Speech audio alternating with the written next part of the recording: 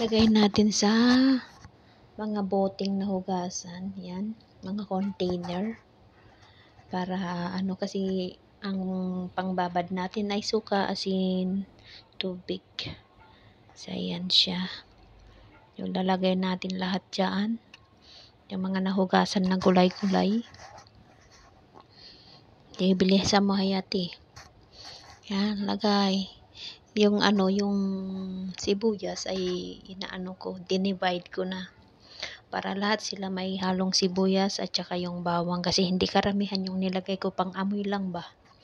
Para hindi, minsan yung amoy ng gulay, may matapang ba ang amoy. So yung sibuyas is parang maganda. Parang pang ano ba. Sibuyas at saka bawang. Ayan, malapit na mapupuno ang bawat bote.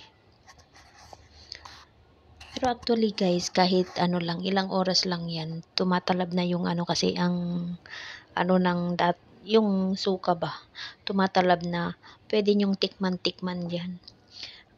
Halimbawa, after 3 hours, pwede nyo nang tikman kung depende sa inyo kasi crunchy yan.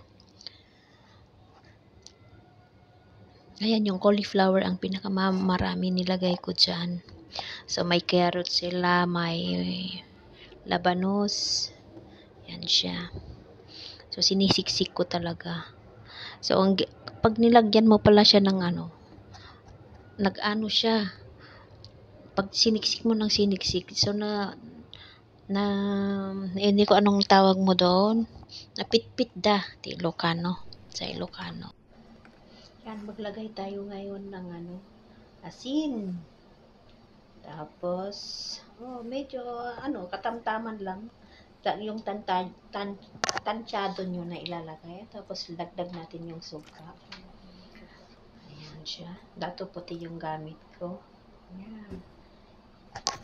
Ito naman nilagyan ko ng white pepper. Ayan.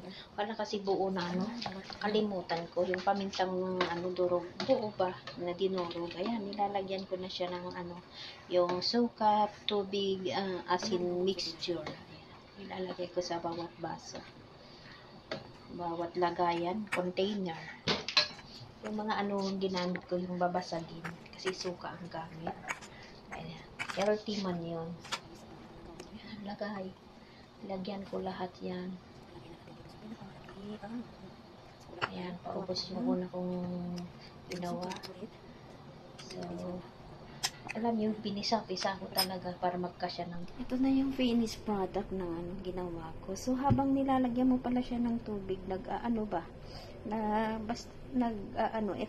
naging 3 na lang yung parang 6 na bote. So, yung mga gulay-gulay.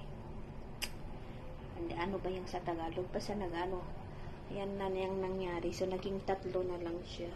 So, may mga suka na siya dyan.